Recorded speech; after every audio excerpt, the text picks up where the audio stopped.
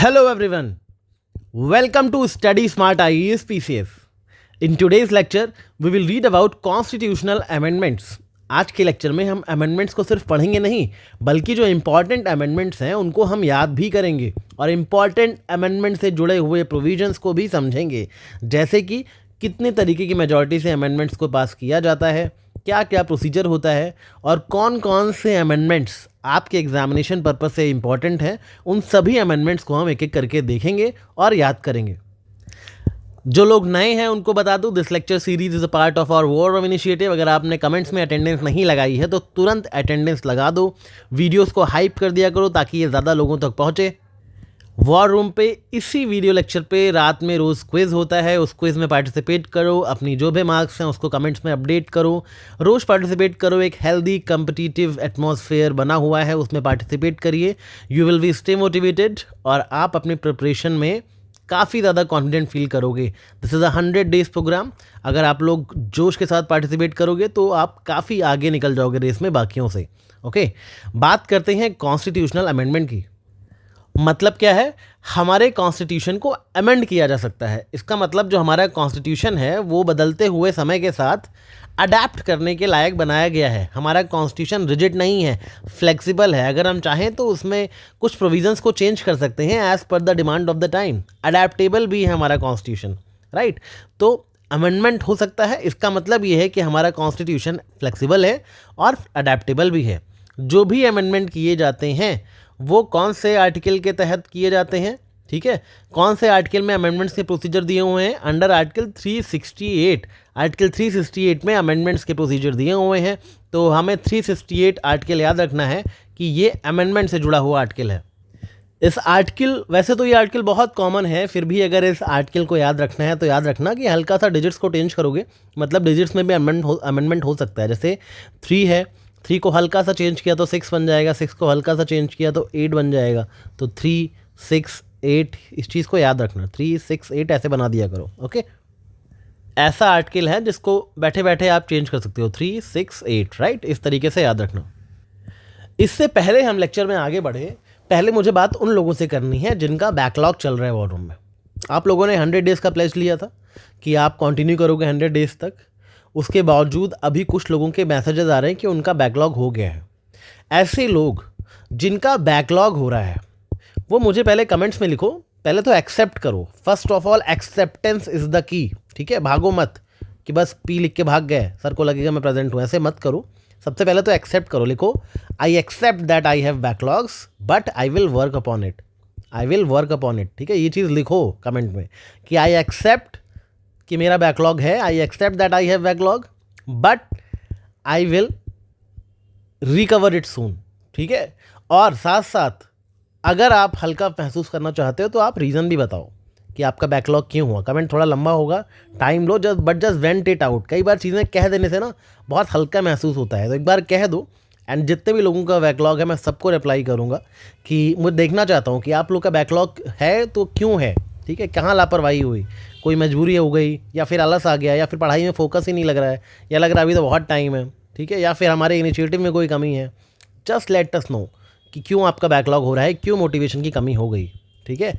वो रीज़न लिखो और एक्सेप्ट करो। ये ज़रूर लिखना कि I accept that I have backlog and I will definitely work upon it. ऐसी चीज़ें लिखो, ठीक है?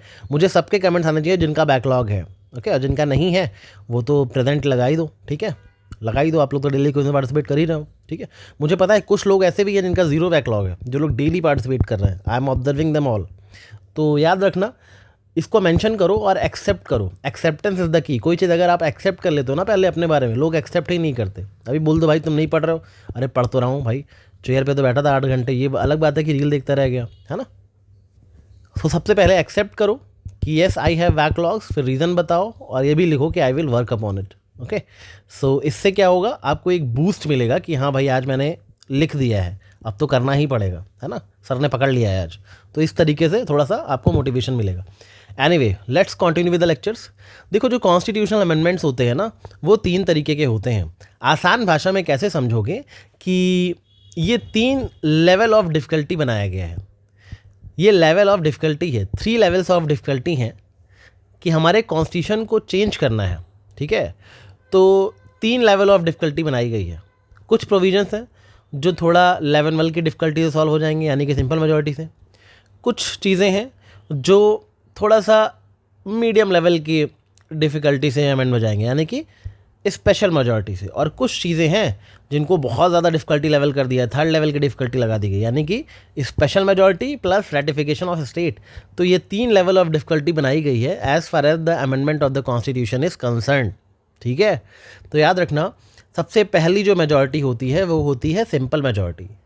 सिंपल मेजॉरिटी का मतलब होता है बस नॉर्मल वोटिंग जैसे होती है ना, वही होती है। ठीक है, जैसे कुछ चेंजेस होते हैं हमारे कॉन्स्टिट्यूशन में जो कि एक नॉर्मल संसद में जैसे कानून पास होता है, ऑर्डिनरी लॉ पास होता है, उसी तरीके से चेंज किए जा सकते हैं सिंपल मेजॉरिटी से। ठीक है, जितने मेंबर्स हाउस में प्रेजेंट हैं वो वोट कर दें चुपचाप बैठ के, यही होता है ना ऑर्डिनरी लॉ पास करने का तरीका। तो सिंपल मेजॉरिटी के थ्रू जो भी चीज़ें पास हो सकती हैं उनको बोलते हैं सिंपल मेजॉरिटी से अमेंडमेंट हो गया। ठीक है, याद रखना ऐसे जितने भी चेंजेस किए जाते हैं सिंपल मेजॉरिटी से उनको अमेंडमेंट कंसिडर नहीं किया जाता अंडर आर्टिकल 368। ये बहुत इंपॉर्टेंट बात है। ठीक है, जो भी ये सिंपल मेजॉरिटी से जो भी चेंजेस किए जाते हैं कॉन्स्टिट्यूशन में, क्योंकि ये बिल्कुल ऑर्डिनरी लॉ की तरह ही पास हुआ है, इसमें अमेंडमेंट वाली कोई बात नहीं है। बिल्कुल जितने में मेंबर बैठे हैं प्रेजेंट एंड वोटिंग प्रेजेंट हैं वो सब वोट कर दिए, राइट। तो इससे अमेंडमेंट कंसिडर नहीं किया जाएगा अंडर आर्टिकल 368, ये नॉर्मल चेंज माना जाएगा, राइट। तो ये चीज़ याद रखना, क्योंकि ये कुछ ऐसे चेंजेस होते हैं जिनको सिंपल लॉ बना के चेंज किया जा सकता है। जितने में मेंबर वहाँ पे प्रेजेंट हैं वो सब वोटिंग कर दें, बस हो गया। ठीक है, सपोज़ किसी दिन 100 MPs प्रेजेंट हैं, 100 MP प्रेजेंट है लोकसभा में। ठीक है, 51 ने बोला भाई यस ये होना चाहिए चेंज, 49 ने बोला कि नहीं होना चाहिए, तो समझ लो कि वो चेंज हो गया क्योंकि मेंबर प्रेजेंट एंड वोटिंग हो गया है ना। तो अमेंडमेंट या फिर चेंज वो पास हो जाता है हाउस से। कौन कौन से मैटर होते हैं जो इस तरह से सिंपल मेजॉरिटी से पास होते हैं? अब इसमें बहुत सी ऐसी चीज़ें होती हैं भाई, नया स्टेट बनाना हुआ, ठीक है, कोई न्यू स्टेट क्रिएट करना हुआ, या फिर किसी स्टेट की बाउंड्री चेंज करनी हुई, नेम चेंज करना हुआ, किसी स्टेट में लेजिस्लेटिव काउंसिल बनाना हुआ या अबॉलिश करना हुआ, क्रिएट करना हुआ या अबॉलिश करना हुआ। लेजिस्लेटिव काउंसिल मतलब जो हमारा विधान परिषद होता है, कुछ कुछ स्टेट्स में है ना विधान परिषद। ठीक है, पता है कितने स्टेट्स में है? बताया था मैंने शायद आप लोग को। तो लेजिस्लेटिव काउंसिल्स कुछ ही स्टेट में है, शायद 6 में ही है ना। आंध्र प्रदेश में है, बिहार में है, महाराष्ट्र में है, यूपी में ही है, यूपी में 100 सीट्स हैं, है ना। तो ये सारे फैक्ट्स भी देख लेना एक बार।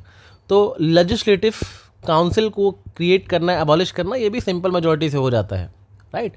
और भी कुछ मैटर्स होते हैं जिन पे हम सैलरीज डिस्कस करते हैं, प्रेसिडेंट की, गवर्नर्स की, सुप्रीम कोर्ट और हाई कोर्ट जजेस की। इन सभी चीज़ों में, इन सभी मैटर्स में अगर चेंजेस करने हैं तो वो चेंजेस बिल्कुल सिंपल मेजॉरिटी से हो जाएंगे, just like passing any ordinary law, right. Simple सी बात है। तो ये जो चीज़ें होंगी ये अमेंडमेंट नहीं कहलाएंगी अंडर आर्टिकल 368। अगला जो तरीका है वो थोड़ा इंटरेस्टिंग है, वो स्पेशल मेजॉरिटी का तरीका है। इसमें आपको स्ट्रांग मेजॉरिटी दिखानी पड़ेगी पार्लियामेंट में अगर आपको कोई भी चेंजेस करने हैं तो। ठीक है, तो याद रखना यहाँ पे लोकसभा है, यहाँ पे राज्यसभा है, दोनों हाउसेज में 2 कंडीशन सेटिस्फाई होनी चाहिए सिंपल मेजॉरिटी में। कौन कौन सी 2 कंडीशन है वो? कंडीशन नंबर 1 है कि जो दोनों हाउसेस की टोटल मेंबरशिप है, टोटल मेंबरशिप है दोनों हाउसेस की, लोकसभा की और राज्यसभा की, जो टोटल मेंबरशिप है, ठीक है, उसका मोर देन 50%, ठीक है, उसका मोर देन 50%, टोटल मेंबरशिप का मोर देन 50%, ठीक है। जितनी भी टोटल मेंबरशिप है उसके 50% से ज़्यादा लोग वोट करने चाहिए दोनों हाउसेस में, ठीक है। दोनों हाउसेस की जो भी टोटल स्ट्रेंथ है, more than 50% of the total strength, उस चीज़ पे एग्री करने चाहिए। पहली बात तो ये तो पहली कंडीशन हो गई। दूसरी कंडीशन क्या है? जितने भी लोग उस समय हाउस में प्रेजेंट हैं उसमें से एटलीस्ट 2/3 मेंबर का सपोर्ट, यानी कि 2/3 of the members present and voting. तो 2 कंडीशन है, एक तो हाउस की टोटल स्ट्रेंथ, यानी जितना भी नंबर इस समय लोकसभा में है, जितना भी नंबर इस समय राज्यसभा में है, उसमें 50% से ज़्यादा की मेजॉरिटी सपोर्ट कर रही है, ठीक है। दूसरा, जितने भी लोग उस वक्त प्रेजेंट हैं हाउस में, पूरी स्ट्रेंथ तो हमेशा प्रेजेंट तो रहते नहीं है, ठीक है, तो जितने भी लोग उस समय प्रेजेंट हैं उनमें से एटलीस्ट 2/3 मेंबर जो है वो सपोर्ट कर रहे हैं इस चीज़ को।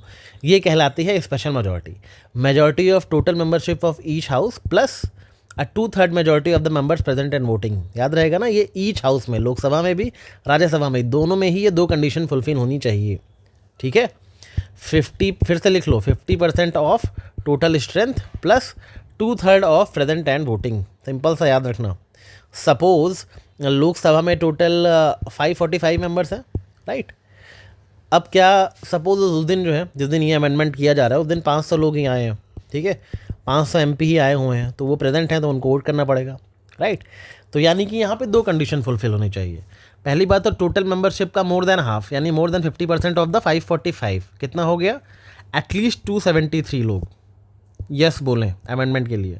और दूसरा, ये जो 500 प्रेजेंट एंड वोटिंग है, इनका 2/3 यानी कि 334 यस बोलें, ठीक है। तो इस तरीके से आपको इस चीज़ को समझना है।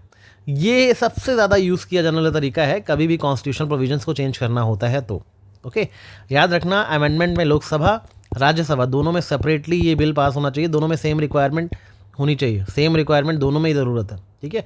तो ये जो है इम्पॉर्टेंट अमेंडमेंट का तरीका है, स्पेशल मेजॉरिटी वाला, है ना। Most of the provisions of constitutions को इसी स्पेशल मेजॉरिटी से ही अमेंड किया जाता है, ठीक है। असली जो है 368 के अंदर जो अमेंडमेंट होते हैं यही वाले होते हैं, ठीक है। इसके अलावा कुछ और स्पेशल केसेस होते हैं जहाँ पे स्टेट्स भी इन्वॉल्व होते हैं, वहाँ पे special majority plus state ratification दोनों ज़रूरी होता है। स्टेट का रेटिफिकेशन उन्हीं वाले कॉन्स्टिट्यूशनल अमेंडमेंट्स में ज़रूरी होता है जहाँ पे पार्लियामेंट किसी फेडरल स्ट्रक्चर के साथ छेड़छाड़ कर रहा है या फेडरल स्ट्रक्चर में कोई चेंज करना चाह रहा है, जहाँ पे स्टेट्स की ऑटोनॉमी अफेक्ट हो रही है, ठीक है। ये नहीं कि स्टेट की बाउंड्री या नेम चेंज कर रहे हैं, तो क्योंकि वो तो पार्लियामेंट सॉवरेन है, वो तो कुछ इंडियन पार्लियामेंट सॉवरेन तो नहीं है, बट हाँ पार्लियामेंट के पास पावर है, यूनियन के पास पावर है, वही चाहे स्टेट्स की बाउंड्री को अल्टर कर सकता है, राइट, और स्टेट्स के नेम चेंज कर सकता है। तभी तो बोला गया ना, India is indestructible undestructible union of destructible state, ऐसा बोला गया है ना। इंडिया को क्या बोला गया है कॉन्स्टिट्यूशन में कि इनडिस्ट्रक्टेबल यूनियन है, जो यूनियन है वो इनडिस्ट्रक्टेबल है, इसको डिस्ट्रॉय नहीं किया जा सकता। ऑफ डिस्ट्रक्टेबल स्टेट्स, स्टेट्स को डिस्ट्रक्ट किया जा सकता है as per the will of the parliament, as per the will of the union. ऐसा फेडरल स्ट्रक्चर बनाया हमने अपने लिए, इसलिए स्टेट के नेम चेंज करना हुआ, बाउंड्री चेंज करना हुआ, उसके लिए तो सिंपल मेजॉरिटी से हो जाएगा, वो अमेंडमेंट कहलाएगा ही नहीं। मगर ऐसा कुछ कर रही है अगर पार्लियामेंट जहाँ पे फेडरल स्ट्रक्चर इम्पैक्ट हो रहा है, तो फिर स्टेट का रेटिफिकेशन ज़रूरी है, राइट। अच्छा, अभी मेरे मुंह से एक चीज़ निकली थी कि इंडिया का पार्लियामेंट सॉवरेन नहीं है। इस स्टेटमेंट से आप क्या समझते हो? आपको समझ आई ये बात? जिसको समझ आई हो कमेंट में बता दो, मैं पिन कर दूंगा। देखता हूँ किसी को पता है कि नहीं ये चीज़। अब याद रखना, ये जो special majority plus state ratification वाला लेवल है, ये सबसे डिफिकल्ट लेवल है अमेंडमेंट का, ठीक है। इसमें पार्लियामेंट सबसे पहले तो स्पेशल मेजॉरिटी साबित करे, उसके बाद अमेंडमेंट जो पार्लियामेंट ने किया है वो जाएगा सभी राज्यों में, और एटलीस्ट 50% ऑफ विधानसभा, जितनी भी विधानसभाएं देश में हैं उसमें से 50% स्टेट लेजिस्लेचर कम से कम उसको रेटिफाई करें, राइट। कैसे होगा ये चीज़? सपोज इंडिया में 28 स्टेट्स हैं, ठीक है, तो कम से कम 14 राज्यों की जो विधानसभाएं हैं, 14 राज्यों के जो स्टेट लेजिस्लेचर्स हैं, वो उस अमेंडमेंट को रेटिफाई करें जो पार्लियामेंट में स्पेशल मेजॉरिटी से हो करके आया है, ठीक है। तो ये चीज़ याद रखना। अच्छा, इसमें ये भी याद रखना कि सभी स्टेट्स को अप्रूव करने की ज़रूरत नहीं है, but at least half of the states should approve it, ये भी याद रखना, ठीक है। 28 हैं तो एटलीस्ट 14 स्टेट लेजिस्लेटिव असेंबलीज तो अप्रूव करें ही करें। क्यों चाहिए होता है स्टेट का अप्रूवल? क्योंकि ये जो अमेंडमेंट्स होते हैं ना, ये फेडरल स्ट्रक्चर को इम्पैक्ट करते हैं, जैसा मैंने बताया, क्योंकि कहीं ना कहीं जो यूनियन और स्टेट के बीच में बैलेंस ऑफ पावर बना हुआ है उसको कहीं ना कहीं हिलाते हैं, ठीक है। तो अगर कोई पार्लियामेंट कभी भी ये चाहे कि हम प्रेसिडेंट के इलेक्शन के प्रोसीजर में कुछ चेंजेस कर दें, तो प्रेसिडेंट के इलेक्शन में तो भाई स्टेट लेजिस्लेटिव असेंबली वगैरह भी पार्टिसिपेट करती हैं, राइट। या फिर जो भी यूनियन या स्टेट्स के बीच में एग्जीक्यूटिव पावर का डिस्ट्रीब्यूशन उसको चेंज कर दें, ठीक है। कुछ प्रोविजंस हम सुप्रीम कोर्ट और हाई कोर्ट से जुड़े हुए प्रोविजंस को चेंज कर दें, राइट, हमारी जुडिशरी से जुड़े हुए, जो कि इंटीग्रेटेड जुडिशरी है, ओके। कुछ ऐसा कि जो पार्लियामेंट में रिप्रेजेंटेशन है स्टेट्स का, उसको लेके कुछ चेंजेस कर दें। 7th शेड्यूल में कुछ चेंजेस कर दें, union list, concurrent list, state list. GST council को भी ऐड किया गया इसमें, जीएसटी काउंसिल में कुछ चेंजेस करें तो आपको ये वाला 3rd लेवल के डिफ़िकल्टी वाले से अमेंडमेंट करना पड़ेगा, ठीक है। तो स्टेट्स का भी रोल आता है इसमें, at least half of the state legislative assembly should also approve this amendment which has been done by the parliament through special majority. तो आई होप आपको ये तीनों तरह की मेजॉरिटी समझ आई होगी। एक सिंपल मेजॉरिटी देख लेना कहाँ कहाँ सिंपल मेजॉरिटी होती है, फिर आती है स्पेशल मेजॉरिटी, और फिर आती है special majority plus state ratification. ठीक है, याद रखना यहाँ पे तो सिंपल मेजॉरिटी है, यहाँ पे 2 कंडीशंस लगती हैं, यहाँ पे 2 conditions plus half of the states का रैटिफिकेशन, तीनों चीज़ें याद रहेंगी। अमेंडमेंट्स के बारे में कुछ की फैक्ट्स जान लो जिनसे अक्सर क्वेश्चन आते हैं, घुमा फिरा के आते हैं। सबसे पहली बात तो ये कि जो अमेंडमेंट का प्रोसीजर है वो लोकसभा या राज्यसभा में से किसी भी हाउस में इनिशिएट किया जा सकता है। ऐसा नहीं कि अमेंडमेंट बिल लाया गया है तो पहले राज्यसभा में इंट्रोड्यूस होगा या पहले लोकसभा में ही इंट्रोड्यूस होगा। अमेंडमेंट बिल जो होता है वो किसी भी हाउस में लाया जा सकता है पार्लियामेंट के, चाहे लोकसभा में चाहे राज्यसभा में। पहला पॉइंट तो ये क्लियर रखना, ऐसे क्वेश्चंस आते हैं। दूसरा, जो नॉर्मल बिल होता है उसमें तो प्रेसिडेंट चाहें तो एक बार रिकंसिडर करने को भेज सकते हैं कि भाई आप देख लीजिए।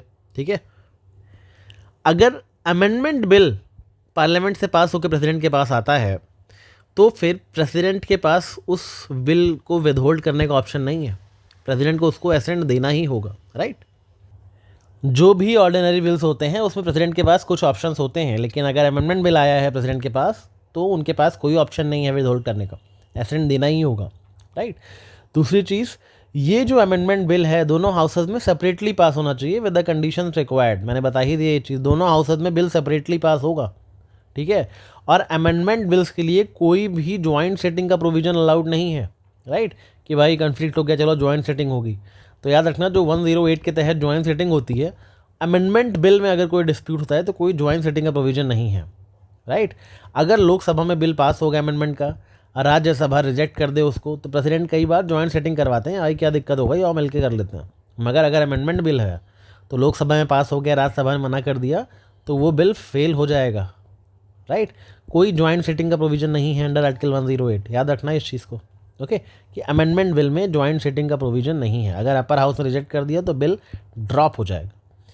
एक और इम्पॉर्टेंट क्वेश्चन है, हम सबको पता है कि भाई फर्स्ट अमेंडमेंट एक्ट क्या होता है, लेकिन एक क्वेश्चन आ जाए कि ऐसा कौन सा फर्स्ट अमेंडमेंट है जिसमें हमें स्टेट लेजिस्लेचर के रेटिफिकेशन की ज़रूरत पड़ी थी। तो थर्ड अमेंडमेंट जो हुआ था, थर्ड कॉन्स्टिट्यूशनल अमेंडमेंट में पहली बार हमें स्टेट लेजिस्लेचर के रेटिफिकेशन की ज़रूरत पड़ी थी। राइट, तो याद रखना इस चीज़ को, स्टेट लेजिस्लेचर के रेटिफिकेशन की ज़रूरत पहली बार हमें थर्ड अमेंडमेंट में पड़ी थी। ये क्वेश्चन पहले पूछा जा चुका है, लोग ये तो बढ़ के चले जाते हैं भाई फर्स्ट अमेंडमेंट कब आया था, फर्स्ट अमेंडमेंट क्या था, बट क्वेश्चन क्या पूछा कि ऐसा कौन सा पहला अमेंडमेंट था जिसमें हमें स्टेट लेजिस्लेचर की रेटिफिकेशन की ज़रूरत पड़ी थी। तो वो है हमारा थर्ड कॉन्स्टिट्यूशनल अमेंडमेंट। तो ये बात थोड़ा ध्यान से पढ़ना। ठीक है, बाकी मैंने बार बार बताया ये केशवानंद भारती केस में बेसिक स्ट्रक्चर डॉक्ट्रिन इवॉल्व हो गई थी, जिसके तहत हम अब बेसिक स्ट्रक्चर जो कॉन्स्टिट्यूशन का है उसको अमेंड नहीं कर सकते। सुप्रीम कोर्ट को अगर लगेगा कि भाई आपने बेसिक स्ट्रक्चर के साथ छेड़छाड़ कर दी तो वैसा अमेंडमेंट को नल एंड वॉइड कर दिया जाएगा। तो बेसिक स्ट्रक्चर डॉक्ट्रिन भी है कि आप कुछ भी अमेंड नहीं कर सकते, कॉन्स्टिट्यूशन के बेसिक स्ट्रक्चर को अमेंड नहीं किया जा सकता। याद रखना कि कॉन्स्टिट्यूशनल प्रोविजंस जो हैं उनको अमेंड कर सकते हो, लेकिन वो अमेंडमेंट जो है कॉन्स्टिट्यूशन के बेसिक स्ट्रक्चर को डिस्ट्रॉय नहीं करना चाहिए। For example, yes you can amend the fundamental rights, मगर वो अमेंडमेंट ऐसा ना हो कि संविधान के बेसिक स्ट्रक्चर के साथ खिलवाड़ हो गया। याद रखना इस चीज़ को। और ये बेसिक स्ट्रक्चर क्या है, ये एक इवॉल्विंग डॉक्ट्रिन है। Supreme court time to time इसको रिकग्नाइज करता है, इसको आइडेंटिफाई करता है, इसको और ज़्यादा इवॉल्व करता है। राइट, तो याद रखना इस चीज़ को। देखो, ये तो हो गया अमेंडमेंट से रिलेटेड कुछ बेसिक बातें। अब हम कुछ इंपॉर्टेंट अमेंडमेंट्स को देखेंगे और उनको याद करेंगे कि कौन से अमेंडमेंट में क्या हुआ था। इंपॉर्टेंट वालों की ट्रिक्स बताऊंगा, जो इंपॉर्टेंट नहीं है उनको आप खुद देख लेना। ओके, अब जो हमारा फर्स्ट अमेंडमेंट एक्ट था उसने कई चीज़ें करी थी। पहला तो उसने आर्टिकल 15 क्लॉज 4 में अमेंडमेंट्स किए थे। आर्टिकल 15 क्लॉज 4 ऐड कर दिया था कॉन्स्टिट्यूशन में। राइट, क्या था आर्टिकल 15 क्लॉज 4? इसमें कहीं ना कहीं जो सोशली और एजुकेशनली बैकवर्ड क्लासेस हैं, SC हैं, STs हैं, इनके लिए स्पेशल प्रोविजंस किए गए थे। तो ये याद रखना। इसके अलावा आर्टिकल 19 क्लॉज 6 नहीं, इसको 2 कर लेना, ये गलत है। आर्टिकल 19 क्लॉज 2 के तहत जो हमारा फ्रीडम ऑफ स्पीच है, ठीक है, तो आर्टिकल 19 क्लॉज 2 को ऐड किया था। जो हमारा फ्रीडम ऑफ स्पीच है उसके ऊपर जो रीजनेबल रिस्ट्रिक्शंस लगाए जाते हैं उनको ऐड किया गया था। राइट, तो 2 चीज़ें की गई थी ये तो। और जो सबसे इंपॉर्टेंट बात है, ये दोनों चलो आप भूल भी जाओगे, सबसे इंपॉर्टेंट बात जो है वो फर्स्ट अमेंडमेंट एक्ट में 9 शेड्यूल को ऐड किया गया था। ठीक है, 9 शेड्यूल के तहत कुछ लैंड रिफॉर्म्स के लॉज को प्रोटेक्ट किया जा रहा था। राइट, तो 9 शेड्यूल कौन से अमेंडमेंट एक्ट से ऐड किया गया? फर्स्ट अमेंडमेंट एक्ट से। ये चीज़ याद रखनी है आपको बस यहाँ पे मेनली। ओके, हमेशा याद रखना जो फर्स्ट अमेंडमेंट एक्ट है वो मेनली लैंड रिफॉर्म से कनेक्टेड था। ठीक है, प्रॉपर्टी राइट पे चेंजेस से कनेक्टेड था, राइट। इस अमेंडमेंट एक्ट में 2 आर्टिकल ऐड किए गए, 31A 31B और 9th शेड्यूल को क्रिएट किया गया ताकि कुछ लॉज जो पार्लियामेंट बना रहा है उनको फंडामेंटल राइट वाले जो चैलेंजेस हैं उनसे प्रोटेक्ट किया जा सके, राइट। अब याद रखना यहाँ पे राइट टू प्रॉपर्टी को फंडामेंटल राइट से लीगल राइट कर दिया गया। ये चीज़ फर्स्ट अमेंडमेंट एक्ट में नहीं हुई थी, ये चीज़ 44th अमेंडमेंट एक्ट में हुई थी, राइट। वहाँ पे आर्टिकल 31 को रिपील कर दिया गया था, प्रॉपर्टी को फंडामेंटल राइट से हटा दिया गया था, लीगल राइट बना दिया गया था। 300 एकड़ ज़मीन बताया था ना, 300 वो सब 44th में हुआ था। बट यहाँ पे फर्स्ट अमेंडमेंट एक्ट में आर्टिकल 31A 31B ऐड किया गया, 9 शेड्यूल ऐड किया गया और कहीं ना कहीं कुछ लैंड रिफॉर्म से जुड़े हुए लॉज को प्रोटेक्ट किया गया कि कोई उन्हें फंडामेंटल राइट्स के ग्राउंड पे कोर्ट में चैलेंज नहीं कर सकता अगर वो 9 शेड्यूल के तहत लॉज बनाए गए हैं तो इतनी सारी बातें आपको पता होनी चाहिए। 7th अमेंडमेंट एक्ट 1956 बहुत इंपॉर्टेंट है, याद रखना। 7th अमेंडमेंट एक्ट के तहत वाली बात तो स्टेट्स का रिऑर्गेनाइजेशन हुआ था। पहले हमारे यहाँ ABC टाइप के स्टेट होते थे, उनको हटा के स्टेट्स को प्रॉपर्ली रिऑर्गेनाइज किया गया 7th अमेंडमेंट एक्ट में। और एक चीज़ की गई कि 2 या 2 से ज़्यादा स्टेट्स के लिए कॉमन हाई कोर्ट हो सकते हैं, ये भी 7th अमेंडमेंट एक्ट में बोला गया, राइट। तो ये 2 चीज़ें याद रखना, ठीक है। कैसे याद रखोगे कि साथ साथ सभी स्टेट्स को रिऑर्गेनाइज किया गया और 2 या 2 से ज़्यादा स्टेट के लिए साथ साथ एक ही हाई कोर्ट काम कर सकता है। तो साथ साथ से 7th अमेंडमेंट एक्ट को आप याद रखोगे, ओके। अब ये सब आप चाहो तो इग्नोर कर सकते हो। देखो जो चीज़ें मैं बता रहा हूँ ना इंपॉर्टेंट है, जैसे फर्स्ट में सबसे इंपॉर्टेंट है 9th शेड्यूल, ठीक है, और 7th में क्या इंपॉर्टेंट है, स्टेट्स का रिऑर्गेनाइजेशन और हाई कोर्ट का जुरिसडिक्शन। तो ये 2 चीज़ें इंपॉर्टेंट हैं, ओके। 10th इंपॉर्टेंट नहीं है, इसने बस दादरा एंड नागर हवेली को एज यूनियन टेरिटरी इनकॉर्पोरेट किया था। 12th भी आप देख लेना, गोवा दमन दीव को इंडियन यूनियन में इनकॉर्पोरेट किया गया था। ये 2 इतने इंपॉर्टेंट नहीं है, राइट। आर्टिकल 13 इंपॉर्टेंट है, इसने नागालैंड के लिए स्पेशल प्रोविजंस का क्रिएशन किया। आर्टिकल 371A को इंसर्ट किया कॉन्स्टिट्यूशन में, आर्टिकल 371A को इंसर्ट किया ताकि नागालैंड के लिए कुछ स्पेशल प्रोविजंस बनाया जा सके। इसका मेन मकसद क्या था कि जो भी पार्लियामेंट्री लॉज हैं जो कि नागास की सोशल रिलीजियस प्रैक्टिसेस को इम्पैक्ट करते हैं, नागास के प्रोसीजर को इम्पैक्ट करते हैं, वो ऑटोमेटिकली नागालैंड पे अप्लाई ना हो जाए जब तक नागालैंड की लेजिस्लेटिव असेंबली खुद उसको रेजोल्यूशन से एक्सेप्ट ना करे पार्लियामेंट के लॉ को। यानी पार्लियामेंट के ऐसे लॉज जो कि नागा के कस्टमरी लैंग्वेज को, ट्रेडिशन को, वहाँ के प्रोसीजर को, वहाँ के प्रैक्टिसेस को अफेक्ट करते हैं, वो लॉज नागालैंड पे ऑटोमेटिकली अप्लाई नहीं होंगे जब तक नागालैंड की असेंबली उस रेजोल्यूशन को एक्सेप्ट नहीं कर लेती है। ये प्रोविज़न डाला गया, स्पेशल प्रोविज़न नागालैंड के लिए 13th अमेंडमेंट एक्ट के तहत। कैसे याद रखोगे, 13 को क्या बोलते हो, 13, ठीक है। तो पार्लियामेंट 13 अमेंडमेंट, पार्लियामेंट सुन ले, 13 अमेंडमेंट या 13 लॉ नागा पे ना लागा। 13 लॉ जो है नागा पे ना लागा, नागा पे ना लागा, नागा पे ना लागा, नागा लागा, नागालैंड को नागा लागा लिख लो। तो 13 जो लॉ है ना पार्लियामेंट, वो नागा पे ना लागा आसानी से जब तक नागा की असेंबली एक्सेप्ट ना कर ले। तो याद रखना 13 लॉ नागा पे ना लागा, इस तरह से याद रखना 13th वाला, ओके, नागालैंड से जुड़ा हुआ है। 14th अगेन उतना इंपॉर्टेंट नहीं है, एक बार रीड कर लेना, ठीक है।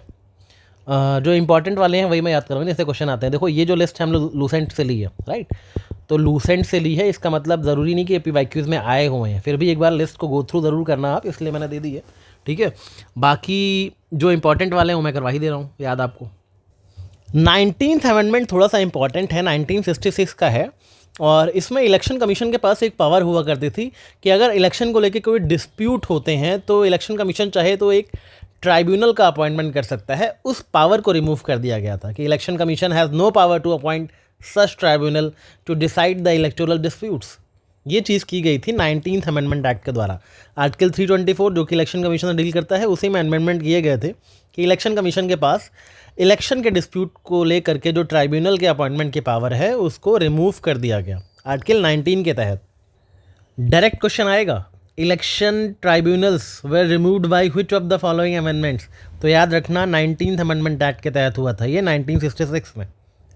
जो भी मैं इंपॉर्टेंट अमेंडमेंट आपको बता रहा हूँ, जिन अमेंडमेंट में ट्रिक्स बता रहा हूँ, जिन भी अमेंडमेंट्स की मैं ट्रिक बता रहा हूँ, उन अमेंडमेंट्स के ईयर को भी याद रखना। उन अमेंडमेंट्स के ईयर याद रखने की जिम्मेदारी आपकी है। कैसे याद करोगे वो आपकी जिम्मेदारी है, राइट। सभी अमेंडमेंट्स के ईयर को हाईलाइट कर लेना क्योंकि कई बार ना अमेंडमेंट्स के ईयर भी मैच करने को आते हैं। तो 19th वाले का ईयर याद रखना। और ये प्रोविज़न याद कैसे रखोगे कि इलेक्शन ट्राइब्यूनल्स को हटाया गया था 19th अमेंडमेंट एक्ट के तहत। सपोज़ कहीं पे डिस्प्यूट हो गया, ठीक है। अब इलेक्शन कमीशन बोलता है इलेक्शन कमीशन बोलता है मैं सोच रहा हूँ एक ट्राइब्यूनल बना दिया जाए, एक ट्राइब्यूनल बना दिया जाए कि इस डिस्प्यूट को सॉल्व कर ले जो ट्राइब्यूनल। मगर आ गया अमेंडमेंट, और अमेंडमेंट ने क्या बोला, नो, नहीं, आप ट्राइब्यूनल नहीं बना सकते। ठीक है, तो एक ट्राइब्यूनल, एक को थोड़ा सा टी जैसा लिख लेना ताकि आपको याद रहे। ठीक है, कि एक ट्राइब्यूनल बनाने की बात की थी इलेक्शन कमीशन ने, लेकिन अमेंडमेंट ने मना कर दिया, नहीं, वन ट्राइब्यूनल, नो, तो 1-9 याद रखना। ओके, आपको ये जो पीडीएफ दी जाती है ना, तो इसी में ट्रिक्स को नोट कर लिया करो, या फिर क्योंकि देखो भले ही मैं कितनी भी ट्रिक्स लिख दूँ, लेक्चर्स में हमेशा कुछ ज़्यादा एक्स्ट्रा मिलेगा ही मिलेगा आपको। So you should always be ready to note certain things. Okay, अगर आप सिर्फ इन पीडीएफ को स्टोर करके डाउनलोड कर रहे हो अपने फ़ोन में कि हम लास्ट मिनट पे इससे रिवाइज कर लेंगे ब्ला ब्ला ब्ला, तो you are not utilising the war rooms fullest potential. ठीक है, आप अगर सिर्फ इन पीडीएफ को सेव करके रख रहे हो कि लास्ट में इसी पीडीएफ से एज इट इज़ रिवाइज कर लेंगे, तो आप फुली यूटिलाइज नहीं कर रहे हो इस इनिशिएटिव को। किसी भी इनिशिएटिव में अगर अपना टाइम इन्वेस्ट कर रहे हो, अपनी एनर्जी इन्वेस्ट कर रहे हो, तो उसको फुली यूटिलाइज करो। लेक्चर्स में जो भी वैल्यू एडिशन मिल रहा है उनको नोट करना सीखो। राइट, थोड़ी मेहनत करो, मेहनत से भागो मत। राइट, आलस करना, अपने आप को एक्सक्यूज़ देना कि मेरे पास, मैंने तो पढ़ रखा है, मुझे बस पीडीएफ डाउनलोड करके रिवाइज करना, ये सब एक्सक्यूजेस होते हैं। थोड़ी मेहनत करो, दम दिखाओ, तभी सिलेक्शन होगा। ओके, 21st अमेंडमेंट एक्ट याद रखना, इसके तहत सिंधी को 8 शेड्यूल में ऐड किया गया था। याद रखना 8 शेड्यूल में हमारे यहाँ कुछ लैंग्वेजेस डाली गई 8 शेड्यूल में। राइट, तो सिंधी को 8 शेड्यूल में डाला गया। राइट, 8 शेड्यूल में क्या होता है, 8 शेड्यूल में कुछ कॉन्स्टिट्यूशन के द्वारा रिकॉग्नाइज की हुई लैंग्वेजेस को डाला जाता है। तो 8 शेड्यूल में सिंधी को कब इंक्लूड किया गया as a 15th language, 21st amendment act के थ्रू। कैसे याद रखोगे कि 21वां अमेंडमेंट सिंधी को 8 शेड्यूल में डालने वाला अमेंडमेंट था। 21 से क्या समझ आता है, 21। अब अगर आप किसी के साथ 21 आपका हो रहा है, तो फिर ज़रूर आपकी उससे कोई संधि हो रखी है। बिना संधि के तो किस हो नहीं सकता कि भाई बस गया किस कर लिया। कोई ना कोई संधि होगी अगर, या कोई ना कोई रिश्ता होगा, तभी वो 21 होगा। तो 21 तभी होगा जब संधि होगी, याद रखना। ओके, याद रखना 21 इज इक्वल टू संधि। संधि याद रहेगा तो 8 शेड्यूल में डाली गई तो याद ही रहेगा। राइट, तो 21st अमेंडमेंट एक्ट भी हो गया। अच्छा, ये जो 24th है ना, ये बहुत इंपॉर्टेंट है, बहुत इंपॉर्टेंट है, याद रखना। इसमें सबसे इंपॉर्टेंट बात क्या है कि मैंने बताया था ना आपको कि अमेंडमेंट बिल्स पे प्रेसिडेंट का जो एसेंट होता है वो ऑब्लिगेटरी होता है। प्रेसिडेंट के पास विद होल्ड करने की पावर नहीं है अगर अमेंडमेंट बिल दोनों हाउसेस से पास होकर आ गया तो ये चीज़ मैंडेटरी की गई थी प्रेसिडेंट के लिए 24th अमेंडमेंट के तहत ही। सबसे इंपॉर्टेंट बात यही है, याद रखनी है 24th के बारे में। राइट, जो 24th अमेंडमेंट एक्ट था वो एक्चुअली अमेंडमेंट को लेकर ही था, इसीलिए ये चीज़ इसमें मैंडेटरी की गई कि प्रेसिडेंट को अमेंडमेंट पे अपना हस्ताक्षर देने ही होंगे, ये मैंडेटरी है। ये चीज़ 24th अमेंडमेंट में क्यों की गई, क्योंकि इससे पहले गोलकनाथ केस में एक जजमेंट आया था। राइट, उस जजमेंट में ये बोला गया था पार्लियामेंट बहुत ही नैरो मेजॉरिटी के साथ फंडामेंटल राइट्स को अमेंड नहीं कर सकती, और इसी गोलकनाथ जजमेंट को काउंटर करने के लिए सरकार 24th अमेंडमेंट एक्ट लाई थी, जिसके तहत ये बोला गया था कि जो आर्टिकल 13 है जिसमें कहीं ना कहीं जुडिशल रिव्यू की पावर मिलती है, तो बोला गया था आर्टिकल 13 कॉन्स्टिट्यूशनल अमेंडमेंट पे अप्लाई नहीं होता है। पार्लियामेंट के पास पावर है, वो कैसे भी अमेंड कर सकता है फंडामेंटल राइट वगैरह को। तो बेसिकली गोलकनाथ का जो जजमेंट था अमेंडमेंट को लेकर के, फंडामेंटल राइट्स के अमेंडमेंट को लेकर के, उसको काउंटर करने के लिए 24th अमेंडमेंट एक्ट लाया गया था। और इसी में जो मेन इंपॉर्टेंट प्रोविजन है जो अभी तक चला आ रहा है कि प्रेसिडेंट को अमेंडमेंट बिल पे विदहोल्ड नहीं कर सकता, हस्ताक्षर करने ही होंगे, ऑब्लिगेटरी है, ये चीज़ अभी भी है। तो मेन प्रोविज़न आपको यही याद रखना है, या फिर ये भी याद रखना कि कौन से अमेंडमेंट एक्ट में गोलकनाथ केस को काउंटर किया गया था, गोलकनाथ जजमेंट को, तो 24th अमेंडमेंट एक्ट याद रहेगा। कैसे याद रखोगे कि 24th amendment act mainly amendment bill को लेकर प्रेसिडेंट के एसेंट को मैंडेटरी करता है। ये चीज़ याद रखना कि कोई ऑर्डिनरी बिल अगर प्रेसिडेंट के पास आता है, कोई ऑर्डिनरी कानून पार्लियामेंट से पास होकर प्रेसिडेंट के पास आया सपोज, तो प्रेसिडेंट जो है 2-4 बार नाटक तो करते ही हैं। ठीक है, 2-4 बार नाटक करेंगे, नहीं थोड़ा एक बार फिर से देख लीजिए, ठीक है, थोड़ा सा इसमें कुछ चेंजेस कर दीजिए। लेकिन अगर अमेंडमेंट बिल आ गया तो प्रेसिडेंट का वो 2-4 बार का नाटक नहीं कर सकते। तो 2-4 बार का नाटक प्रेसिडेंट नहीं कर सकते, याद रखना इसको। ठीक है, इसके बाद 26th अमेंडमेंट एक्ट, इसने प्रिवी पर्सेस को अबॉलिश किया था। जो प्रिंसली स्टेट्स के पास जितने भी वो सारी चीज़ें थी जो उनको पैसे दिए जाते थे राजे रजवाड़ों को, उन सबको अबॉलिश कर दिया गया। राइट, तो प्रिवी पर्सेस को अबॉलिश करने वाला प्रिंसली स्टेट्स के कौन सा अमेंडमेंट था, 26th अमेंडमेंट एक्ट। कैसे याद रखोगे, जब अगर आप में से जो भी ग्रंथ बैच में हो उनको पता होगा, जब मैं कंसोलिडेटेड फंड ऑफ इंडिया का आर्टिकल याद करवाता हूँ 266, तो मैं क्या बोलता हूँ कि 2 ताले लगे हुए हैं, यहाँ पे 2 ताले लगे हुए हैं, ये ताले हैं 6 थोड़ा सा लॉक जैसा लग रहा है ना, 2 ताले लटके हुए हैं। बिना लॉक या अथॉरिटी के कंसोलिडेटेड फंड से पैसा नहीं निकाला जा सकता, इसलिए 2 ताले लगे हुए हैं, राइट। वैसे ही ये जो प्रिंसली स्टेट को पैसा जा रहा था, इसको भी अबॉलिश कर दिया गया, इस पर ताला लगा दिया गया, ठीक है। तो याद रखना ताला लटका हुआ है प्रिंसली स्टेट पे, राइट। तो अगर आपको कंसोलिडेटेड फंड ऑफ इंडिया का आर्टिकल याद रहेगा 266, तो फिर आपको 26 अमेंडमेंट याद रखना प्रीवी पर्स के लिए है। यहाँ पे भी एक ताला लटक गया प्रीवी पर्सेस पे, राइट, अबॉलिश कर दिया गया, उस पर ताला लटका दिया, अब ताला नहीं खुलेगा, राइट। ऐसे ही मैंने 267 का याद करवाया था। 267 क्या है? कंटिजेंसी फंड का है कि भाई इमरजेंसी आ गई, कंटिजेंसी आ गई है, कंसोलिडेटेड फंड पे 2 ताले लटके थे, एक ताला खोल दो, खुल गया एक ताला, 267। इस तरीके से ना आर्टिकल से याद कर लिया करो। और कहीं ना कहीं इससे मिलता जुलता 26 प्रीवी पर्सेस का अमेंडमेंट एक्ट है, ये भी याद रखना, ओके।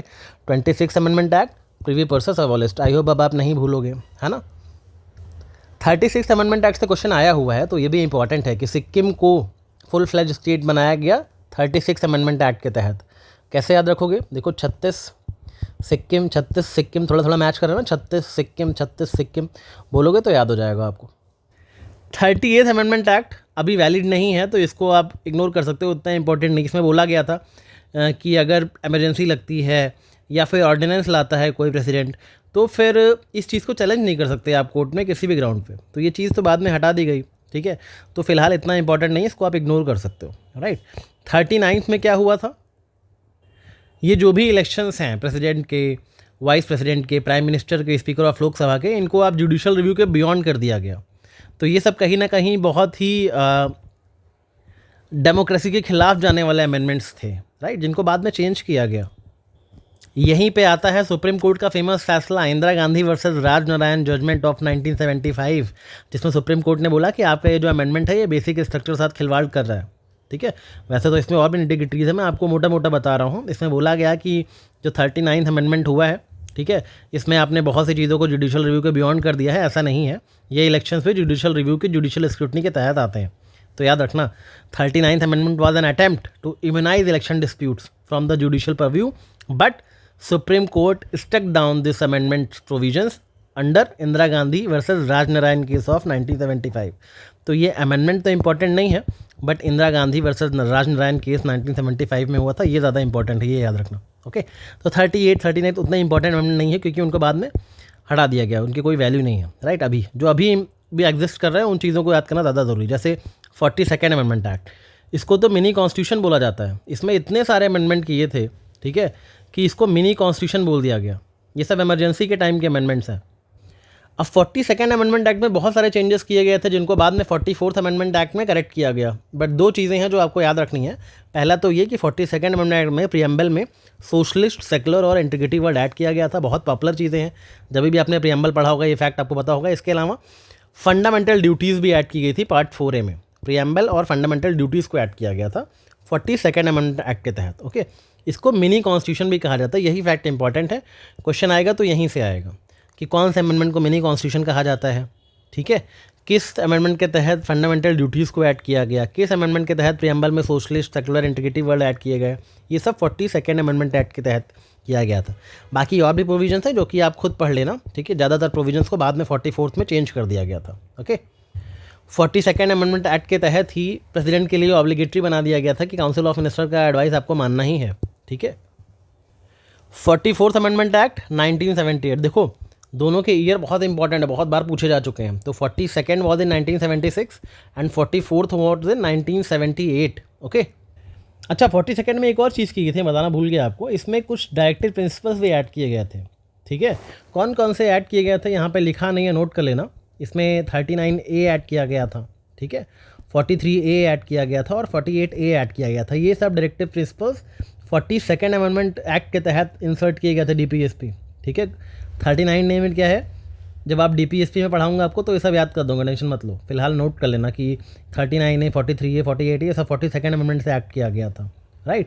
और ये भी याद रखना कि इसमें 39A यानी कि इक्वल जस्टिस की बात की गई थी, फ्री लीगल एड की बात की गई थी। 43A में वर्कर का जो पार्टिसिपेशन है वो मैनेजमेंट में भी होना चाहिए। जो वर्कर्स हैं जो फैक्ट्रीज में काम करते हैं उनका मैनेजमेंट में भी हिस्सेदारी होनी चाहिए। और आर्टिकल 48A जो है वो प्रोटेक्शन ऑफ एनवायरनमेंट की बात करता है, एनवायरनमेंट हो गए, फॉरेस्ट हो गए, वाइल्ड लाइफ हो गए, उनके प्रोटेक्शन की बात करता है 48A। तो 39A, 43A, 48A DPSP के ये तीनों आर्टिकल भी 42nd अमेंडमेंट एक्ट के तहत ऐड किए गए थे। ओके, तो अभी आर्टिकल याद करने की कोशिश मत करना, जब मैं आपको DPSP पढ़ाऊँगा तो ये तीनों आर्टिकल याद करवा दूंगा। फिलहाल ये तीनों याद रखना कि DPSP में 42nd अमेंडमेंट एक्ट के तहत ऐड किए गए थे। ओके, ये भी याद रखना। और ये भी याद रखना कि 42nd अमेंडमेंट एक्ट ने क्या बोला था कि DPSP ज़्यादा इंपॉर्टेंट है फंडामेंटल राइट्स से। अगर कोई DPSP को इम्प्लीमेंट करने के लिए सरकार फंडामेंटल राइट्स का वॉलेशन करती है तो वो जस्टिफाइड है। ये सब चीज़ें 42nd अमेंडमेंट एक्ट में बोली गई थी। इसको बाद में करेक्ट भी किया गया, हालांकि जब मिनेरवा मिल्स केस हुआ उसमें बोला गया नहीं ये सब अलाउड नहीं है। मैं आपको ब्रॉडली बता रहा हूँ, बाकी जब हम DPSP पढ़ेंगे तो और अच्छे से बताऊँगा ये चीज़ें।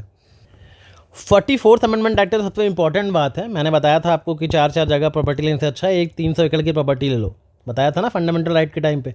तो सबसे इंपॉर्टेंट जो था वो राइट टू प्रॉपर्टी को फंडामेंटल राइट से हटा के लीगल राइट बना दिया था 300A के तहत। सबसे इंपॉर्टेंट क्वेश्चन तो ये आता है, इसका ईयर पूछा जाता है, राइट। और ये भी बोला गया था कि अगर आप कहीं इमरजेंसी प्रोक्लेमेशन होता है, क्योंकि इमरजेंसी से अभी भी देश आज़ाद हुआ था, इमरजेंसी ख़त्म हुई थी, तो ये अमेंडमेंट किया गया कि कभी भी इमरजेंसी अगर लगाई जाएगी उसकी कॉन्स्टिट्यूशनलिटी को कोर्ट में क्वेश्चन किया जा सकता है, राइट। अगर आप मैलाफाइड इंटेंशन से इमरजेंसी लगाते हैं तो आर्टिकल 352 जो इमरजेंसी का है उसमें चेंजेस किए गए। उसमें इंटरनल डिस्टर्बेंस के तहत अब इमरजेंसी नहीं लगाई जा सकती। इंटरनल डिस्टर्बेंस वर्ड को हटा के आर्म्ड रिबेलियन कर दिया गया, ठीक है, कि अगर देश में आर्म्ड रिबेलियन होगा, लोग हथियार उठा लेंगे, तभी इमरजेंसी लगाई जाएगी, ये नहीं कि इंटरनल डिस्टर्बेंस के बहाने आप इमरजेंसी लगा दो। ये चेंज किया गया था, इंपॉर्टेंट है, राइट। जो काउंसिल ऑफ मिनिस्टर का एडवाइस प्रेसिडेंट पे बाइंडिंग हो गया था 42nd में, उसमें बोला गया कि प्रेसिडेंट एक बार एडवाइस रिकन्सिडर करने को बोल सकता है, उसके बाद दोबारा वो एडवाइस है तो फिर प्रेसिडेंट को मानना पड़ेगा। तो 42nd में बोला गया था एडवाइस मानना ही पड़ेगा। 44th में बोला गया नहीं, प्रेसिडेंट एक बार रिकन्सिडर करने को बोल सकते हैं। ये सब बहुत माइनर डिफरेंसेस है। जो चीज़ें गलतियाँ 42nd में की गई उसको 44th में करेक्ट किया गया, बेसिकली ये याद रखना। ओके, 42nd और 44th की मैं आपको ट्रिक नहीं बता रहा हूँ क्योंकि बहुत पॉपुलर आर्टिकल है। इनके प्रोविजंस आपको वैसे भी याद होंगे, या फिर आप खुद एक बार जो मैं बता रहा हूँ उनको सुन लोगे तो याद रहेंगे, क्योंकि ये बहुत सारे प्रोविजंस है। ट्रिक कैसे बनाए, राइट। तो इसको आप ऐसे ही पढ़ना जैसे पढ़ा रहा हूँ, जो इंपॉर्टेंट बातें बता रहा हूँ उनको याद रखना, कंपेयर कर लेना दोनों, ठीक है। 44th में ये भी बोला गया था कि इमरजेंसी लगानी है तो कैबिनेट का रिटन एडवाइस होना बहुत ज़रूरी है, राइट। 42nd में लोकसभा का टेन्योर बढ़ा के 6 साल कर दिया गया था, 44th में फिर से 5 साल किया गया। ऐसी बहुत सी चीज़ें हुई थी, सब जाना ज़रूरी नहीं है। जो 2-3 बातें हैं, ये इंटरनल डिस्टर्बेंस वाली, ठीक है, इसको आर्म्ड रिबेलियन कर दिया गया, राइट टू प्रॉपर्टी वाली, ये सब क्वेश्चंस आते हैं, ठीक है, इसको याद रखना, ऐसे ही क्वेश्चन पूछे जाते हैं। 52nd अमेंडमेंट 10th शेड्यूल से डील करता है, एंटी डिफेक्शन लॉ से डील करता है। कैसे याद रखोगे? 5 × 2 = 10, ये तो सिंपल है, याद रहेगा, राइट। इसका ईयर भी याद रखना, 1985 है 52nd का। ओके, इसके बाद 55, 56, 58 से क्वेश्चन आना बहुत कम आते हैं, बट 61 से क्वेश्चन आते हैं। 61 ने क्या किया था कि जो वोटिंग की एज है उसको 21 साल से घटा के 18 साल कर दिया गया था, ठीक है। इसने आर्टिकल 326 को अमेंड किया था, और जो वोटिंग की एज थी, पहले 21 साल के ऊपर के लोग वोट कर सकते थे, अभी 18 साल के लोग भी वोट कर सकते हैं। तो ये एज जो रिड्यूस की गई थी उसको 61st अमेंडमेंट के तहत किया गया था। ये बात याद रखना। कब आया था अमेंडमेंट? 1988 में आया था, ठीक है। 61 को याद करने का सबसे अच्छा तरीका है जब मैं आपको 61 आर्टिकल याद करवाता हूँ। क्या याद करवाता हूँ? जो लोग ग्रंथ के उनको पता होगा। 61 = स्ट्रिक्ट 1। 61 थोड़ा सा स्ट्रिक्ट आर्टिकल है। अगर आर्टिकल की बात करें, आर्टिकल 61 की बात करें कॉन्स्टिट्यूशन की, थोड़ा सा स्ट्रिक्ट है। तो मैंने बच्चों को याद करवाया कि 61 इज स्ट्रिक्ट 1, मतलब प्रेसिडेंट का इम्पीचमेंट की बात होती है उस आर्टिकल में, प्रेसिडेंट को इम्पीच किया जा सकता है, राइट। तो 61 इज स्ट्रिक्ट 1, ये चीज़ करके मैंने याद करवाई थी। 61 आर्टिकल तो ऐसा है कि स्ट्रिक्ट 1 है, लेकिन 61 अमेंडमेंट जो है वो रिलैक्सिंग 1 है। इस तरीके से याद रखना कि 61 अगर आर्टिकल की बात हो तो वो स्ट्रिक्ट 1 है, क्योंकि उसमें प्रेसिडेंट के इम्पीचमेंट की बात की जाती है। जो 61 अमेंडमेंट है वो रिलैक्सिंग 1 है, क्योंकि उसमें एज को रिलैक्स किया गया था, 21 से 18 कर दिया गया था। तो 61 article is a strict 1, but 61 amendment is relaxing 1। दोनों को ऐसे याद रखना, okay. 65 amendment act national commission बनाया गया था शेड्यूल कास्ट शेड्यूल ट्राइब के लिए। याद रखना, एक ही कमीशन, पहले स्टार्टिंग में एक ही कमीशन था शेड्यूल कास्ट शेड्यूल ट्राइब के लिए, राइट। SC ST के लिए एक ही कमीशन था पहले। 65th अमेंडमेंट के तहत बनाया गया था। कैसे याद रखोगे? इन लोगों का आपने पढ़ा होगा ना, 6th schedule 5th schedule SC ST के लिए होता है, तो 65 6th शेड्यूल 5th शेड्यूल से जुड़ा हुआ, राइट। तो 65 अमेंडमेंट एक्ट जो कि नेशनल कमीशन बनाता है SC ST के लिए, एक कॉमन कमीशन था पहले, बाद में इसको कौन से अमेंडमेंट के तहत इसको अलग अलग कर दिया गया था, 2 अलग कमीशन बना दिए गए थे। तो उस अमेंडमेंट का भी नाम नोट कर लो। 89 के तहत एससी और एसटी कमीशंस को अलग अलग कर दिया गया था। 65 के तहत एक कॉमन कमीशन बना था, 89 के तहत अलग अलग कर दिया गया, एससी कमीशन अलग, एसटी कमीशन अलग। ओके, कैसे याद रखोगे? 89 एक 9 एक 8 9 अब एक साथ नहीं रह पाएंगे, इकट्ठे नहीं रह पाएंगे, 8 9 इकट्ठे नहीं रह पाएंगे, इस तरह याद रखना। ओके, 65 तो रहेगा 6 शेड्यूल 5th शेड्यूल से जुड़ा हुआ है NC ST commission, right. 69th amendment act था 1991 का, जिसमें ये बोला गया कि भाई नेशनल कैपिटल टेरिटरी जो है दिल्ली, वो ऐसी यूनियन टेरिटरी है जिसमें लेजिस्लेटिव असेंबली भी होगी, काउंसिल ऑफ मिनिस्टर्स भी होंगे। ये चीज़ 69th अमेंडमेंट एक्ट के तहत किया गया था और इसमें 239 AA को ऐड किया गया था। आर्टिकल 239 AA इंपॉर्टेंट है या फिर आर्टिकल 239 ही काफ़ी है, याद रखना। कब ऐड किया गया 239 AA? 69th अमेंडमेंट एक्ट के तहत। कैसे याद रखोगे? 69 है, 6 को लिख सकते हो आप 2 × 3, यहाँ पे 9 रहेगा। अमेंडमेंट एक्ट आर्टिकल AA, यहाँ पे amendment act 69th amendment act 239 AA, इस तरह याद आएगा ना। 2 × 3 = 60 तो होता है, तो इस तरीके से याद रखना। देखो, चीज़ें याद करना चाहो ना, थोड़ा सा फोकस हो के तो हर चीज़ पॉसिबल है याद करना। मैं बार बार कहता हूँ कुछ भी याद करना इम्पॉसिबल नहीं है, थोड़ा सा विल पावर होना चाहिए। रास्ता निकल गया ना, देखो AA याद रहेगा अब आपको, है ना। अगर आपको मज़ा आ रहा है, ये ट्रिक्स अच्छी लगती है तो कमेंट से बताया भी तो करो कि भाई सर ट्रिक्स अच्छी हैं। बताते ही नहीं हो आप लोग, पता नहीं चलता मज़ा आया, समझ आया कि नहीं आया, कुछ पता नहीं चल पा रहा है। अब ये 70 71 उतना इंपॉर्टेंट नहीं है। 73rd 74th आपको पता ही है, पंचायती राज और म्यूनिसपैलिटी से जुड़े हुए हैं, मैंने ऑलरेडी करवा रखा है, राइट। इसके बाद ये 78 79 82 इतने इंपॉर्टेंट नहीं है, लेकिन 84 थोड़ा सा इंपॉर्टेंट है। 84 किससे जुड़ा हुआ है? ये डिलिमिटेशन से जुड़ा हुआ है, और अभी डिलिमिटेशन वगैरह की बात फिर से चल रही है, तो शायद इस बार ये क्वेश्चन आ जाए। 84th अमेंडमेंट एक्ट इससे जुड़ा हुआ है। तो 84th अमेंडमेंट एक्ट बात करता है डिलिमिटेशन की और डिस्ट्रीब्यूशन ऑफ सीट्स की, ठीक है। इसमें मेनली क्या किया जाता था? इसमें बोला गया कि जितनी भी लोकसभा सीट हैं, जितनी भी स्टेट असेंबलीज़ की सीट हैं, उन सबको फ्रीज़ कर दिया जाए। अभी ये जो फ्रीज चल रहा है उतनी ही रहें सीट जितनी है, जब तक हम 2026 का सेंसस कंडक्ट नहीं करवा लेते तब तक, ठीक है। तो ये चीज़ बोली गई थी 84th अमेंडमेंट एक्ट में।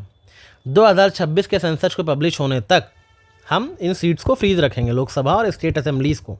तो 84th अमेंडमेंट याद रखना। 84 is all about fixing the number of कुर्सी। तो 84 के आगे कुर्सी लिख लेना, बस याद रहेगा। कुर्सी के नंबर फ्रीज कर दिए गए थे 2026 के सेंसस तक। ओके, ये 2001 का अमेंडमेंट है, प्रेसिडेंट का एक्सेंट इसको 2002 में मिला था, ठीक है। टोटल नंबर ऑफ सीट्स को, टोटल नंबर ऑफ कुर्सी को 84 में कुर्सी को फ्रीज कर दिया गया था, चाहे वो लोकसभा हो चाहे स्टेट लेजिस्लेटिव असेंबलीज हो। इतना ही आपको याद रखना है। अच्छा, जो फ्रीज किया गया वो कौन से सेंसस के आधार पर किया गया? जितना जो 1971 के सेंसस के आधार पे जितनी सीट्स हैं उतनी ही रहेंगी जब तक 2026 का सेंसस नहीं हो जाता तब तक। तो बेस किसको माना गया था? 1971 के सेंसस को, याद रखना इसको। ओके, अब इससे पहले 2026 का सेंसस हो जाए और नई सीट्स का हो, डिलिमिटेशन वगैरह हो, नई सीट्स का नंबर आए, इससे पहले सिलेक्शन ले लो, वरना बहुत ज़्यादा मेहनत करनी पड़ेगी, सब नया नया याद करना पड़ेगा, ठीक है। ये भी मोटिवेशन रखो कि सेंसस खत्म हो इससे पहले सिलेक्शन लेकर निकल लो, नहीं सारा डेटा चेंज होने वाला है, सब फिर से याद करना पड़ेगा जो याद करके बैठे हो 2-3 साल से। 84th के बाद 2 और अमेंडमेंट हैं जो यहाँ पर नहीं लिखे हुए हैं। एक तो 89 मैंने बता ही दिया आपको कि एससी और एसटी का कमीशन अलग अलग कर दिया गया है, इकट्ठे नहीं रहेंगे, 89, राइट। 86 में इंपॉर्टेंट है, राइट टू एजुकेशन लेकर आया था, तो 86th amendment act, right to education, ये भी याद रखना। ओके, बहुत इंपॉर्टेंट है। कब आया था 86 अमेंडमेंट एक्ट? 2002 में, ठीक है। 2002 में कौन सा आर्टिकल इंसर्ट किया गया था? फंडामेंटल राइट को बढ़ाया था ना, 21A ऐड किया गया था पार्ट 3 में। फंडामेंटल राइट्स में क्या बोला गया था? एजुकेशन हमारा फंडामेंटल राइट है, 6 से 14 साल तक के बच्चों को एजुकेशन दिलाना। ये सारी बातें भूल गए कि याद है? फंडामेंटल राइट से पढ़ाई थी आपको मैंने। सपोज अगर कोई बच्चा 10 साल का है तो गवर्नमेंट की रिस्पॉन्सिबिलिटी है, कॉन्स्टिट्यूशनल ऑब्लिगेशन है कि उसको फ्री और कंपलसरी एजुकेशन प्रोवाइड करवाई जाए, ठीक है। बेसिकली यूनिवर्सलाइजेशन ऑफ एजुकेशन किया गया था। यहाँ पे मुझे मॉन्टेक अहलूवालिया थे, उनकी बात याद आती है। It's you without Q. हमारी गवर्नमेंट्स ने हमेशा यू पे फोकस किया है, क्यू पे नहीं किया। You can write this in your mains as well. U without Q का क्या मतलब है? हम यूनिवर्सलाइजेशन तो हर चीज़ का कर देते हैं, सबके खाते खुलवा दो, सबको शिक्षा दे दो, सबको मिड डे मील दे दो, बट हम क्यू पे फोकस नहीं करते, यानी कि क्वालिटी पे फोकस नहीं करते, ठीक है। तो there was adviser in Manmohan Singh government, Montek Ahluwalia, उन्होंने बोला था कि जो भी चीज़ें होती हैं इस देश में mainly it's you without Q. Universalization तो कर देते हैं, शिक्षा का कर दिया, हर चीज़ का कर दिया, बट क्यू पे फोकस नहीं करते। आज भी देखो हमारे सरकारी स्कूलों की क्या हालत है, राइट। तो ये चीज़ें मुझे आपको बतानी थी। अच्छा, मेरा उसका उल्टा है, मैं आपको सारे अमेंडमेंट भले ना याद करवाऊँ, जितने जो इम्पॉर्टेंट है वो ज़रूर याद करवाऊँगा। मतलब मैं भले ही यू पे कवर ना करूँ, लेकिन जो 100 टॉपिक आपको करवाऊँगा ना वो क्यू पे फोकस होगा, उस पर क्वालिटी प्रिपरेशन होगी आपकी। तो हम लोग क्यू पे ज़्यादा फोकस कर रहे हैं, यू पे तो कैसे ही कर पाएंगे, ठीक है, क्योंकि हमने सिर्फ 100 टॉपिक्स चुना है, बट वो 100 टॉपिक्स ऐसे हैं जो मोस्ट इंपॉर्टेंट है वॉर रूम में, राइट, और उस पर हम क्वालिटी प्रिपरेशन आपकी करवा रहे हैं। आर्टिकल 91 बहुत इंपॉर्टेंट है। तो मिनिस्ट्रीज़ पे साइज कैप लगा दिया गया। ये बोला गया कि जो टोटल मिनिस्टर्स होते हैं पीएम को लेकर और जो काउंसिल ऑफ मिनिस्टर को लेकर के, वो 15% of the seat of Lok Sabha, 15% of the total Lok Sabha या विधानसभा मेंबर से ज़्यादा नहीं हो सकते। यानी जो पीएम है और जो उनका काउंसिल ऑफ मिनिस्टर है, या फिर जो सीएम है और उनका काउंसिल ऑफ मिनिस्टर है, उनकी जो स्ट्रेंथ है वो लोकसभा या विधानसभा की टोटल मेंबर्स के 15% से ज़्यादा नहीं हो सकते। तो ये 15% का जो कैप लगाया गया है, ये 91st अमेंडमेंट एक्ट के तहत लगाया गया है। इतना ही याद रखना, ज़्यादा मत पढ़ना, जितना बता रहा हूँ उतना पढ़ लो, वहीं से क्वेश्चन आता है। ये 2003 का अमेंडमेंट है 91st। क्या बोला गया? 15% की कैप लगाई जाएगी जितनी टोटल मेंबरशिप है लोकसभा की, विधानसभा की, तो पीएम या सीएम और उनका काउंसिल ऑफ मिनिस्टर्स मिला करके टोटल स्ट्रेंथ जो 15% ही होनी चाहिए of the total number of members in the house. ये चीज़ याद रखना, ओके। 15% लिमिट लगाई गई थी 91st अमेंडमेंट एक्ट के। अब 91 15%, ये अमेंडमेंट कैसे याद रखोगे? मैंने आपको इतने सारे वर्ड कनेक्शन सिखाए हैं, अब ये आप खुद वर्ड कनेक्शन थ्रू जोड़ के बताओ। चलो अगर नहीं बता पाओगे मैं कमेंट में बता दूंगा, लेकिन मैं देखता हूँ आप लोग भी कुछ सीख रहे हो कि नहीं। अगर हमसे लेक्चर ले रहे हो तो वर्ड कनेक्शन बनाना भी सीखो, ताकि आगे चल के आपको हमारी ज़रूरत ना पड़े, आप खुद से अपने वर्ड कनेक्शन बना सको। तो देखते हैं कितने लोग, कोई ट्रिक मत बताना मुझे, ठीक है, कि आबरा का डाबरा हो गया कनेक्ट। मुझे बताओ वर्ड कनेक्शंस कैसे याद रखोगे। देखो ट्रिक बनाना बहुत ईजी होता है।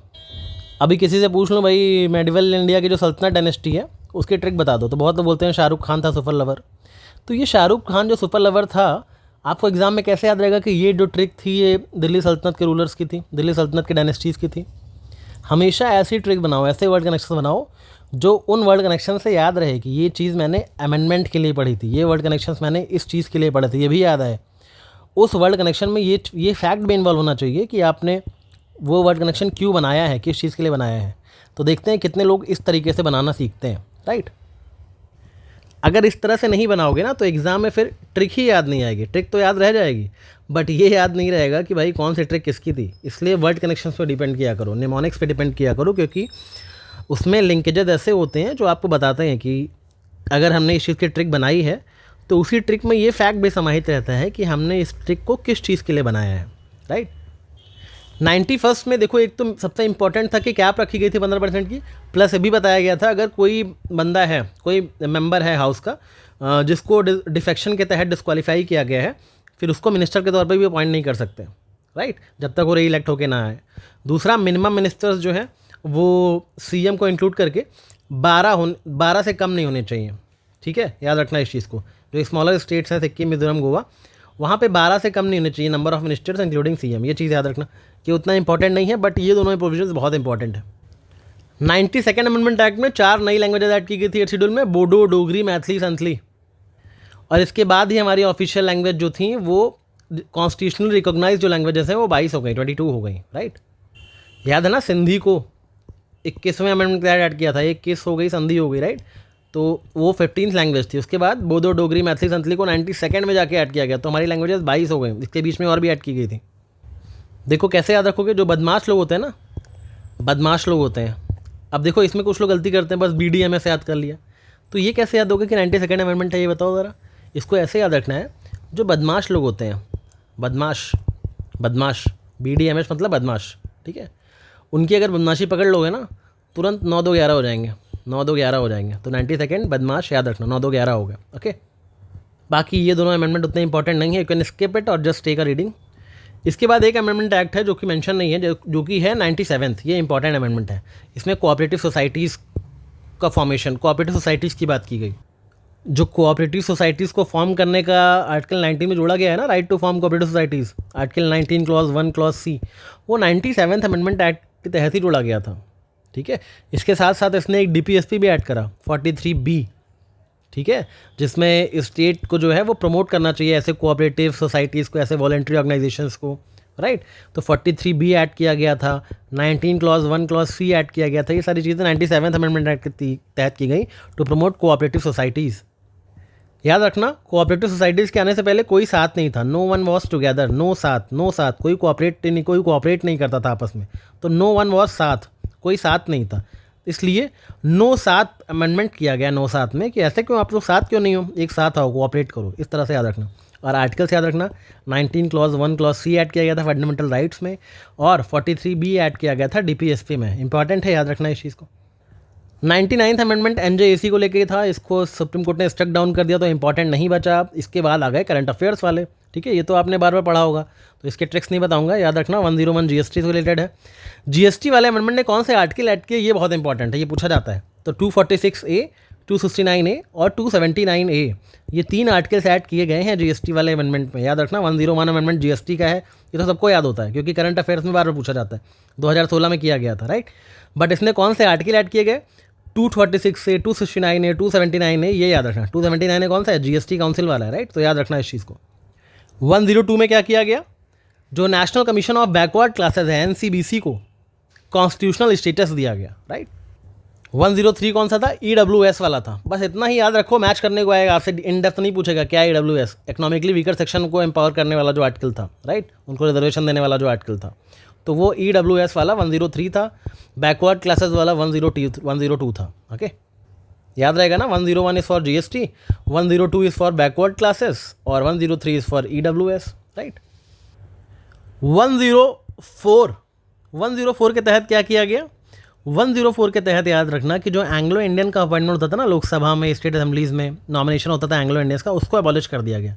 मेनली ये आर्टिकल उसी जनाना था, तो यहाँ पे एंग्लो इंडियन लिख लेना 104 के आगे, ठीक है। ये सब रिसेंट वाले हैं, 2020 में किया गया था ये, तो 2019 का अमेंडमेंट है, 2020 में इफेक्ट में आया था, और इसमें एंग्लो इंडियंस जो थे उनके प्रोविजंस, जो उनका नॉमिनेशन होता था, उनको एबॉलिश कर दिया गया। अब एंग्लो इंडियंस का नॉमिनेशन नहीं होता है, राइट, तो ये 104 अमेंडमेंट एक्ट के तहत किया गया।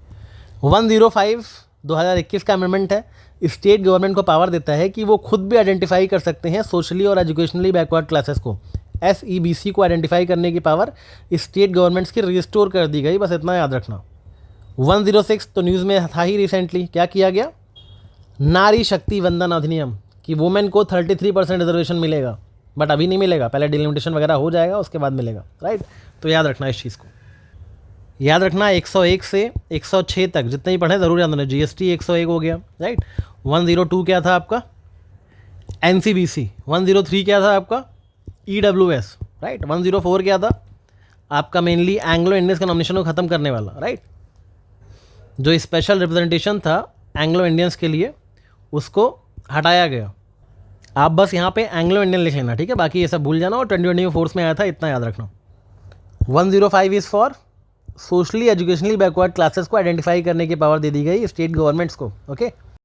106 इज़ फॉर वुमेन, नारी शक्ति वंदन अधिनियम। तो 101 से लेके 106 ये तो रिसेंट वाले हैं, तो इनकी ट्रिक नहीं बताई मैंने, ये आपको खुद पता होना चाहिए, बार बार करंट अफेयर में पढ़ते हो, राइट। बाकी सबने ट्रिक से याद कर लिए, इस सबको अच्छे से रिवाइज करो, सारे अमेंडमेंट्स आपकी जुबान पे रटे होने चाहिए। एक पेन पेपर लो, आँख बंद करो, और सॉरी आँख तो खुली रखना, ये PDF बंद करो और खुद से देखो कितने अमेंडमेंट्स अभी आपको याद हैं, और जब एक्सरसाइज कर लो ये वाली तो बताना मुझे शाम को, जब पोर्टल ओपन होगा, जब ग्रुप ओपन होगा, बताना सर मैंने खुद से लिखा था और मुझे याद आए अमेंडमेंट्स। ये चीज़ मुझे शाम को जब आधे घंटे ग्रुप ओपन होता है ना 10 से 10:30 तक, उस टाइम पे देखता हूँ कितने लोग बताते हैं आज कि मैंने खुद से उसके बाद पेन पेपर लेके लिखा तो मुझे याद आ रहे थे अमेंडमेंट। पहले एक काम करना, पेन पेपर लेना और अमेंडमेंट्स लिख लो कि मुझे ये अमेंडमेंट जो मैंने इंपॉर्टेंट बताया ना उनका नंबर लिख लो। उसके बाद PDF बंद कर दो और खुद से देखो आपको अमेंडमेंट के आगे चीज़ें याद आ रही हैं कि नहीं, देखना आपको पक्का याद आएंगी, ओके। और इस तरीके से अगर एक बार कर लिया तो आपको अमेंडमेंट एग्जाम तक तो नहीं ही भूलेगा। With this note, thank you so much for tolerating me for 54 minutes. Take care, keep revising, and all the best for preparations. Thank you.